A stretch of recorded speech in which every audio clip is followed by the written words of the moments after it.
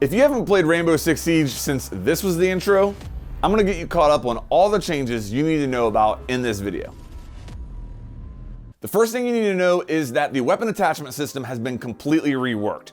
Angle grip does not affect ADS speed anymore. It actually affects reload speed. So if you're trying to lower your ADS speed, there's two ways to go about it. Number one, you can run the laser sight, okay? That reduces ADS speed, similar to how the angle grip used to. Two, you can think about what optics you're running. Iron sights only is the fastest ADS speed. After that, the one time slows it down slightly, all the one-time optics, and then the zoomed optics slow down the ADS speed even more. So those are the ways you can affect your ADS speed. Regarding the barrel attachments, you really need to get in there, read the descriptions, and see what works best for your setups. I will say that suppressors are kind of good now, so they might make sense on some of your setups, so give them another look. Attackers can now repick their operators and loadouts in the prep phase. Gone are the days where the defenders could try to pick like an offsite first to throw the attackers off, to get them to not bring the right utility. If you're an attacker, you have no excuse to not bring the right utility every single round. This change is a little bit older, but so important I had to mention it. Defenders now have a shared reinforcement pool of 10 instead of being limited to 2 per person. This means that you get to reinforce the entire site and make all the rotates while your doc goes off and finds that perfect spawn peak to die from. There's no more friendly fire in the prep phase. This means that toxic cav on your team is gonna have to find a new way to express themselves. You can no longer cook grenades. I know that sounds crazy to those of you that have been away for a while, but I honestly believe it was a good change. The vertical grenades were getting out of control and more popular. It got to the point where nades were like the single most important piece of utility in the game. So I understand why they changed it, but definitely an adjustment. You can hold on to the grenade for as long as you want, but once you throw it, it's a set amount of time before it goes off, no matter what. Valkyrie finally received a nerf in this game in that she can no longer throw her cameras outside, or I should say, she can throw her cameras outside, but they lose signal after a few seconds.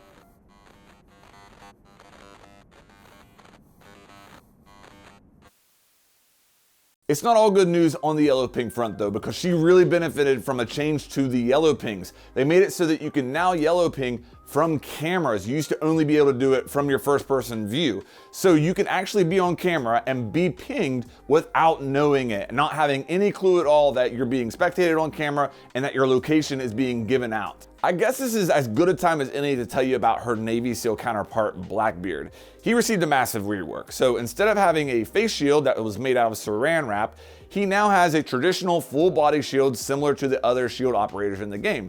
But Blackbeard did not lose his full auto rifle or his DMR, so he has that shield and still has the ability to fire full auto. Now when he ADSs, he exposes his head, that's the big difference, but that is pretty terrifying. He can also go Kool-Aid Man through soft walls, and he can chuck grenades from behind full cover of his shield without exposing any part of himself at all. Speaking of shields, they're really good now. I'm not gonna go into all the details of how they've been buffed over time, but there's a lot of changes to them. Jump in, try them out. That way you know their strengths and weaknesses, because they're definitely becoming more and more part of the meta. Impact nades on defense are still a very valuable counter to those shields, even though they've been nerfed recently. Their explosion damage as well as explosion radius was reduced slightly, so it's harder to impact trick with them and it's harder to get kills with them, though it's still very possible. There are some new secondary gadgets in the game that I want to talk about, namely the EMP and hard breach secondary devices. Think of the secondary EMPs as mini Thatcher EMPs. They don't have as big of an area of effect and they don't disable for as long, but they can still really work. Now, as far as the hard breaching devices, they will open a vaultable or crawlable hole in a hard surface. They also fully open hatches, so make sure you're giving them a look. Barbed wire is really good now. It does damage to attackers who walk through it, and they scream audibly when they do so. Drones now have a speed boost, and you can toggle on an option that allows you to see the path they're going to jump onto, allowing you to get into some really tricky spots with them. Speaking of drones, Twitch now has 4 of them. 2 normal drones, 2 of her Twitch drones. Also, her F2 has crazy recoil now. You'll see a lot of Twitch players using the DMR instead. Brava is a newish operator that you need to know about because she can hack defender devices, making them attacker devices. So with a Brava on the board, it's actually possible for defenders to die to Capcan traps. Now, if defenders have a Mozzie and Mozzie captures one of those drones, things get really interesting because Mozzie can now hack attacker devices, which means an attacker could die to a Claymore. You need to be aware of that, okay? If Brava's on the board, you have to think about things. Speaking of new operators, Deimos. He killed Harry and he's now a playable operator in the game.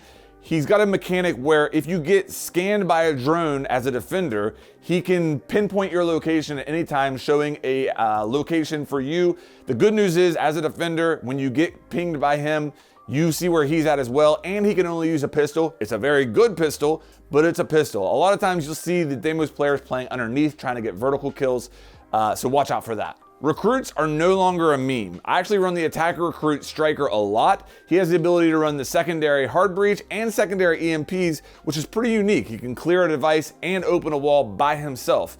The defender sentry has the ability to run impacts and nitro cell, making it a really good counter to shields. Solus's gadget no longer works in the prep phase. It is now safe for drones to enter the building. Grim is good now. After like several buffs, Grim is really good. Ashe is kind of back to her old ways now after the R4C recoil got buffed. She has more optic options, including ACOG on there, and her gadget now opens mirror windows. Consulate received a massive rework. It seems confusing at first, but just know it's kind of the same layout. It's just that there's a lot more smaller rooms and the staircases are a little bit different, okay? Once you learn that, it's really not that bad. Just get in there and learn it.